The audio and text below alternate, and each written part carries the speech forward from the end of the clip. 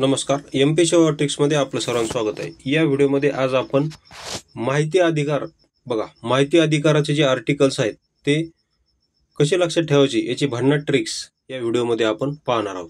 तर थोडेसे डेमो आपण या व्हिडिओमध्ये पाहणार आहोत। तर बघा, कलम 3 काय आहे? तर कलम 3 आहे सर्व नागरिकांना माहिती मिळण्याचा अधिकार कलम 3 मध्ये आहे असं सांगण्यात आलेलं आहे। म्हणजे कलम 3 नुसार भारताचा प्रत्येक नागरिक माहिती अधिकारांतर्गत माहिती मिळू शकतो असं कलम 3 मध्ये सांगितलेलं आहे। तर या कलम 3 ला कसं लक्षात ठेवायची, तर त्याची ट्रिक्स बघा। तर ट्रिक्स अशी आहे की 3 नुसार महाराष्ट्रीयन नागरिकाला मराठी, हिंदी आणि इंग्रजी या 3 भाषेत माहिती मिळवण्याचा अधिकार आहे, अशी आपली ट्रिक्स आहे।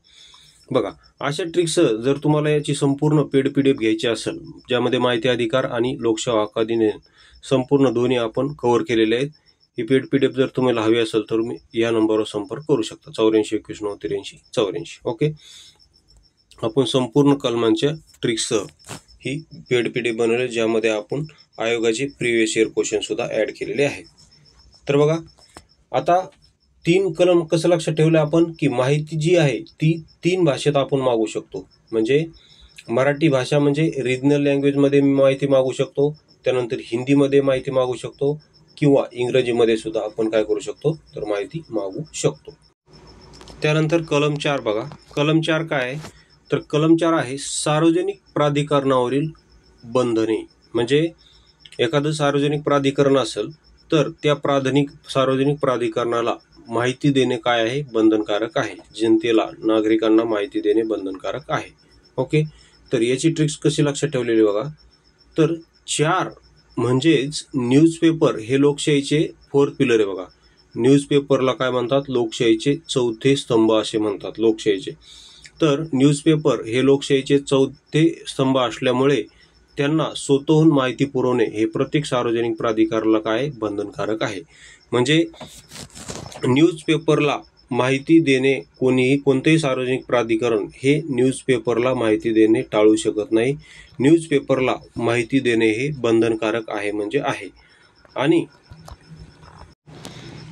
आणि कलम 4 मध्येच आणखी हे सांगितलेलं आहे की या अधिनियमाच्या प्रारंभानंतर 120 दिवसांच्या आत खालील माहिती प्रसिद्ध आणि अद्ययावत करावी। किती? 120 दिवसांच्या आत। कलम 4 नुसार असं सांगितलेलं आहे की खालील माहिती म्हणजे कोणती माहिती?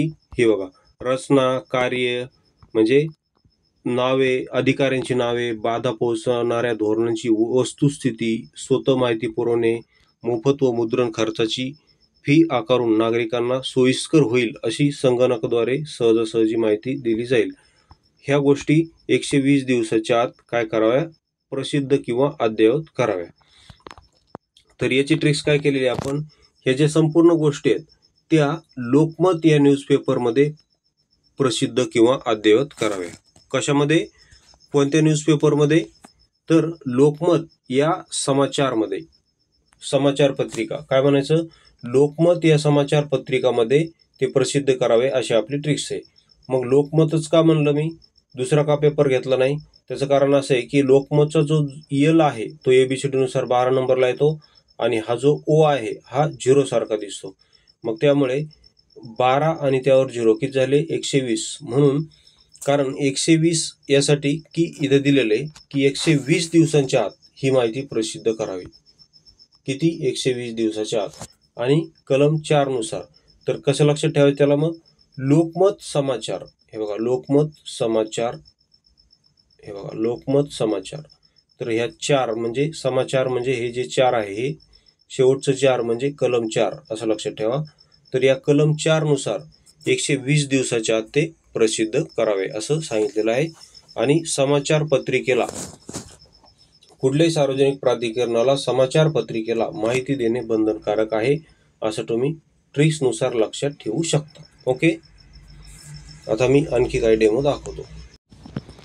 आता कलम 6 कलम 6 काय? तर कलम 6 नुसार प्रत्येक नागरिकाला माहिती मिळवण्यासाठी विनंती अर्ज करता येतो। काय करता येतो? प्रत्येक नागरिकाला कलम 6 नुसार माहिती मिळवण्यासाठी विनंती अर्ज करता येतो। तर याची ट्रिक्स काय केलेली आपण? बघा, याची ट्रिक्स अशी आहे की विनंती करूनही, बघा, विनंती करूनही जर माहिती देत नसेल तर काय करायचं? फोर्स. बघा, फोर्स करून माहिती मिळवायची. जर विनंती करूनही जर त्यांनी माहिती दिली नाही, अगोदर विनंती करायची, मात्र विनंती करूनही त्या सार्वजनिक प्राधिकरणाने किंवा त्या जनमाहिती अधिकाऱ्याने आपल्याला जर माहिती दिली नाही, बार बार विनंती करूनही जर त्यानं माहिती दिली नाही, तर त्याच्यावर काय करायचं? आपण फोर्स करायचा. माहिती देण्यासाठी त्याच्यावर दबाव आणायचा. विनंती करून जर दिली नाही तर त्याच्यावर फोर्स करायचा, म्हणजेच दबाव आणायचा. फोर्स करायचा असं का म्हणलं मग मी? त्याचं कारण असं आहे की फोर्सचा जो एफ आहे तो एबीसीडीनुसार 6 नंबरला येतो. किती? 6. मग 6 म्हणजेच कलम 6 असं ते. अशा प्रकारे आपल्याला काय करायचं आहे? हे कलम 6 लक्षात ठेवायचं आहे. अगोदर माहिती मिळवण्यासाठी जनमाहिती अधिकाऱ्याला आपण अर्ज करून विनंती करायची. विनंती करूनही जर तो ऐकला नाही तर त्याच्यावर फोर्स करायचा, म्हणजे त्याच्यावर दबाव आणायचा. अशी आपली ट्रिक्स आहे. ओके. त्यानंतर कलम 7 ची ट्रिक्स दाखवतो. तर बघा, कलम 7 आहे विनंती अर्ज निकाली काढणे. बघा, कलम 6 नुसार आपण विनंती अर्ज केला होता का नाही? कलम 6 नुसार जो आपण विनंती अर्ज केला होता तो निकाली काढणे याची तरतूद दिलेली कलम 7 मध्ये. ओके. विनंती अर्ज निकाली करणे, कलम 7. तर याची ट्रिक्स अशी आहे की जीमेल किंवा गुगलवर माहिती अर्जाचा निकाल लावला जाईल. बघा, आपण, आणि हे खरंय, आपण जो माहिती अर्ज करतो तर त्याची माहिती आपल्याला जीमेलवर भेटत असते. कशावर भेटते? जीमेलवर भेटत असते. जर तुम्ही कधी माहिती अर्ज केला असेल तर तुम्हाला माहित असेल त्याची माहिती आपल्याला जीमेल करून मिळते. म्हणजेच त्याचा निकाल आपल्याला कशावर पाहता येतो? आपण केलेल्या माहिती अर्जाचा निकाल कशावर पाहता येतो आपल्याला? तर आपल्या जीमेल अकाउंटवर पाहता येतो. ओके. तर अशी ट्रिक्स आहे आपली. जीमेल का म्हणलं मग मी? कारण जीमेलचा जो जी आहे तो एबीसीडीनुसार किती नंबरला येतो? 7 नंबरला येतो. म्हणून कलम 7 अशा प्रकारे ते आपल्याला लक्षात ठेवता येईल. तर बघा, अशा आपल्या भन्नाट ट्रिक्स आहेत. या संपूर्ण ट्रिक्स याची जर तुम्हाला पेड PDF हवी असेल तर परत एकदा सांगतो, 84 21 90. किती? 84 21 90 83 84 या नंबरवर संपर्क करून तुम्ही पेड PDF परचेस करू शकता. तसेच अन्य विषयाच्या जसे की polity, science, all English vocabulary या संपूर्ण ट्रिक्स तुम्हाला पाहिजे असतील तर या नंबरवर तुम्ही संपर्क करून चौकशी करू शकता. तसेच इतर विषयाचं तुम्हाला ट्रिक्स डेमो पाहिजे असतील तर MP सेवा ट्रिक्स याच नावाने आपलं टेलिग्राम चॅनल सुद्धा आहे. ते जॉईन करून तुम्ही डेमो पाहू शकता. धन्यवाद.